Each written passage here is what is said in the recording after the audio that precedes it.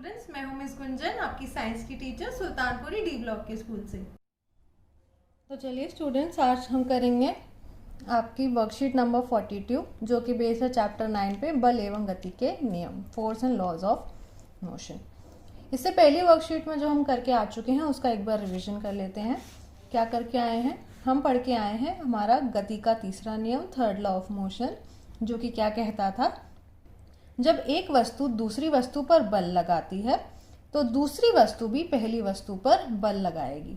यानी कि हमने पढ़ा था जो बल होते हैं हमेशा जोड़े में होते हैं, दो दो के पेयर्स में होते हैं, और अगर एक वस्तु पे एक बल लग रहा है तो दूसरी वस्तु भी उस पर एक बल लगाएगी। यह दोनों बल एक समान होंगे मगर विपरीत दिशाओं में होंगे। When an object applies force on other object, the second object also exerts a force on the first object. Both the forces will be equal in magnitude but opposite in direction. क्या देखा था हमने? एक वस्तु पे जब आप बल लगा रहे हैं तो उसके विपरीत दिशा में उतना ही बल दूसरी वस्तु लगाएगी।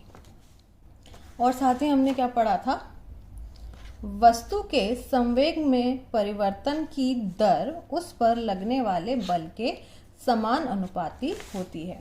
Rate of change of momentum is directly proportional to the force applied. इसका फॉर्मूला भी हमने देखा था, क्या था? F इज डायरेक्टली प्रोपोर्शनल, बल एकदम समानुपाती है किसके?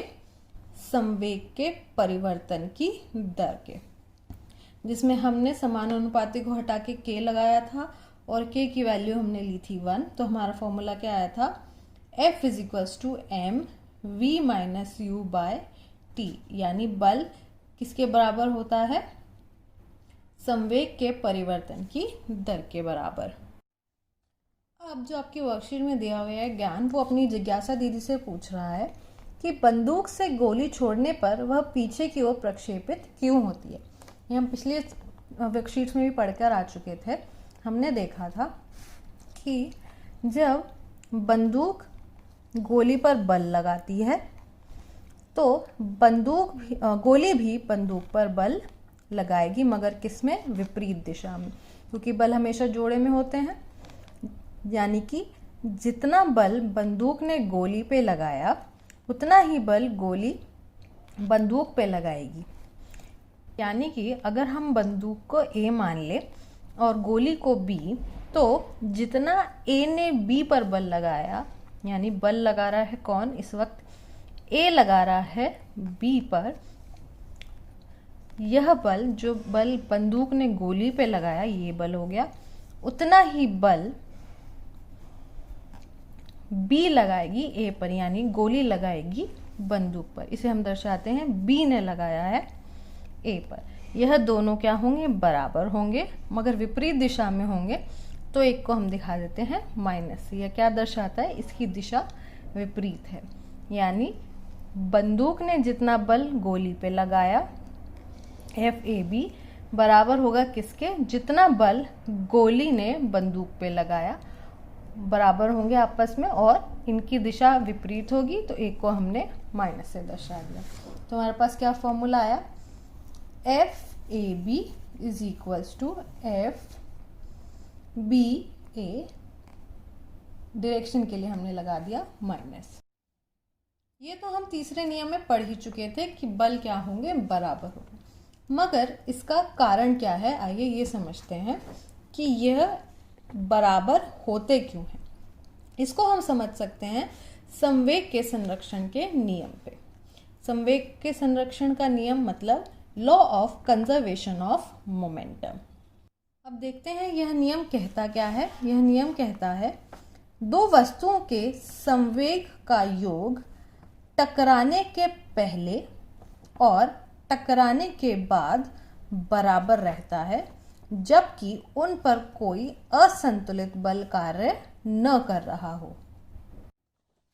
The sum of momentum of two objects before collision and after collision remains same unless there is no external force acting on them। अब हम समझते हैं इसे डायग्राम के हेल्प से कि यह आखिर कहना क्या चाहता है। तो आइए समझते हैं। यह है हमारी बॉल A, इसका द्रव्यमान हम दिखाते हैं ma से। यह एक अपने वेग से चल रही थी जिसे हम दिखा रहे हैं ua से। साथ ही यहाँ पर एक बॉल, दूसरी बॉल है जिसे हम बॉल B मान लेते हैं।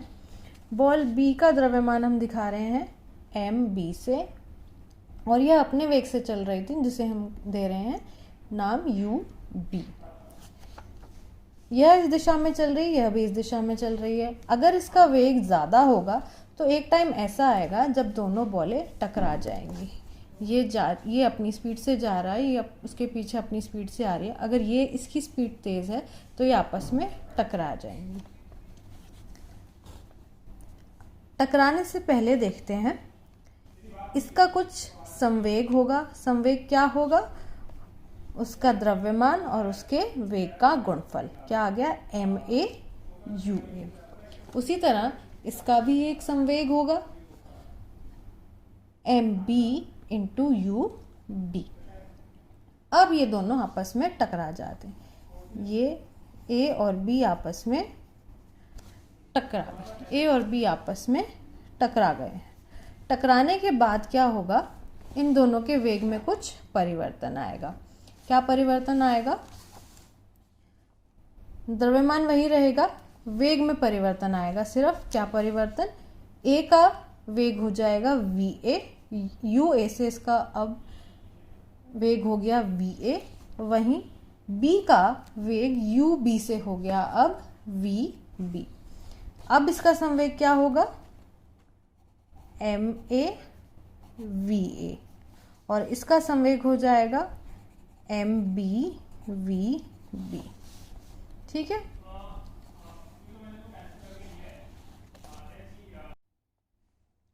यह स्थिति थी टकराने से पहले और यह स्थिति हो गई टकराने के बाद। मगर जब ये टकराए होंगे तब क्या स्थिति होगी देखते हैं। जब ये टकराए होंगे तो A ने B पर बल लगाया होगा, यानी बल F A ने B पर लगाया होगा, A ने B पर बल लगाया, और B ने A पर भी कुछ बल लगाया होगा। B ने A पर बल लगाया तो हम उसे दिखा रहे हैं B A से। हमने गति के तीसरे नियम में पढ़ा था कि ये दोनों क्या होंगे? आपस में बराबर होंगे। और क्या होंगे? विपरीत दिशा के लिए हम लगा देते हैं माइनस का साइन। साथ ही हम ये भी पढ़ के आ चुके थे, बल क्या होता है? F is equals to m v minus u बटे में t। ये भी हम पढ़ के आ चुके हैं, अभी हमने रिवीजन भी करा था। तो अगर इसकी जगह ये रख दे, अब कौन बल लगा रहा है? A बल लगा रहा है। इस समय A बल लगा रहा है तो सब कुछ हम एक ही टर्म्स में लेते हैं। ma va, यहाँ पे भी va हो जाएगा ua माइनस ua बटे में t, यहाँ पर माइनस का माइनस साइन। और अब B बल लगा रहा है विपरीत दिशा में, B बल लगा तो सब कुछ B की टर्म्स में, तो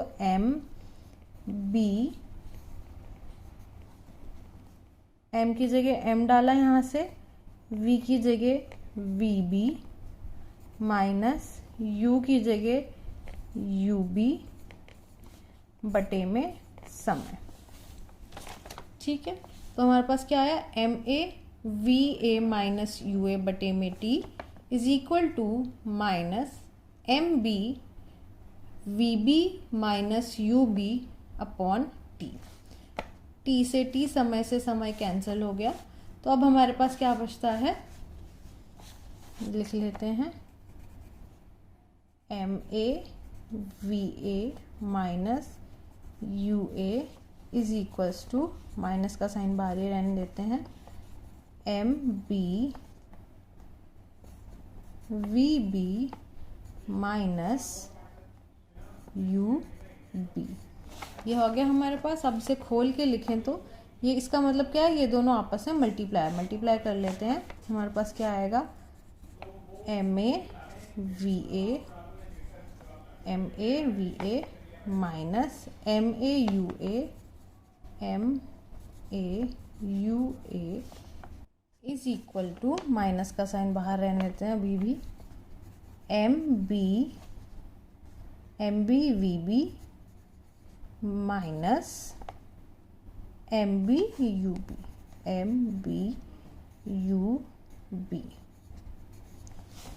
माइनस का साइन अगर हम डालें तो अंदर के साइन चेंज हो जाएंगे। ये एज इट इज रहेगा MAVA minus MAUA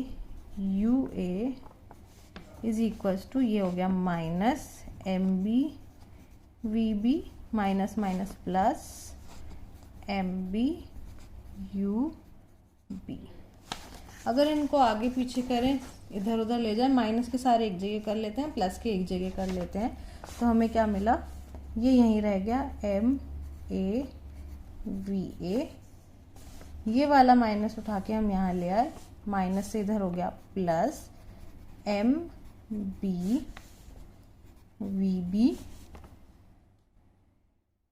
is equal to, ये अपनी जगह पे ही रहा, MBUB।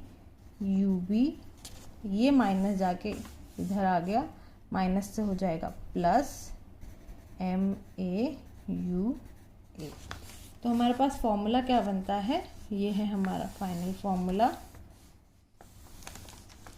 MAVA plus MBVB is equals to MBUB plus MAUA। आइए इसकी एक्सरसाइजेस कर लेते हैं। पहला है संवेग के संरक्षण का नियम लिखिए।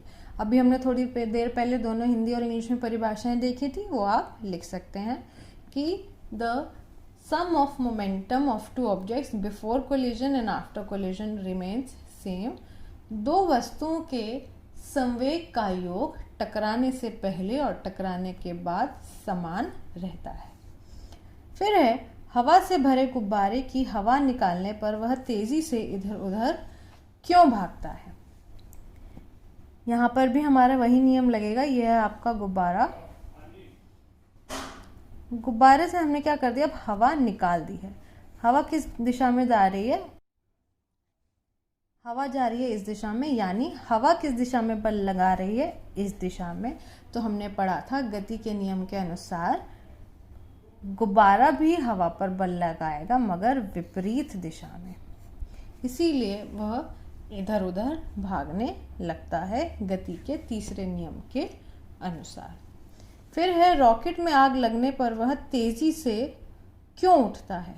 ये हमने पिछली वर्कशीट में भी करा था कि जब रॉकेट ऊपर उठता है तो वह पृथ्वी पे नीचे की तरफ बल लगाता है, तो पृथ्वी भी उससे विपरीत दिशा में यानी नीचे से ऊपर की तरफ उस पर बल लगाती है, तो वह ऊपर उठ जाता है। अगला है संवेग के संरक्षण के समीकरण को पूरा करें। हमने पढ़ा था, यहाँ पर हमें दिया है UB यानी टकराने से पहले की स्थिति, तो यहाँ पे आएगा MAUA योग दोनों का किसके बराबर होगा, MAVA, तो यहाँ पे भी MBVB। यह है हमारा गति संवेग के संरक्षण का नियम। अगला है दो गेंद को टकराने पर गेंद A द्वारा गेंद B पर लगाया गया बल, यानी इस समय A ने किस पे बल लगाया है, B पर, उसे हम दर्शा रहे हैं FA से, तथा गेंद B द्वारा गेंद A पर। अब कौन बल लगा रहा है, B लगा रही है A पर लगाया गया बल। इसे हम कैसे दिखाएंगे, विपरीत दिशा में, तो उल्टा लिख देंगे FBA। ये हो गया बल का नाम। एक दूसरे के डैश और डैश होंगे। ये दोनों बल आपस में कैसे होंगे, पहले बात तो समान और विपरीत दिशा में होंगे। तो इसी के साथ हमारी वर्कशीट यहाँ पे कंप्लीट होती है। Thank you.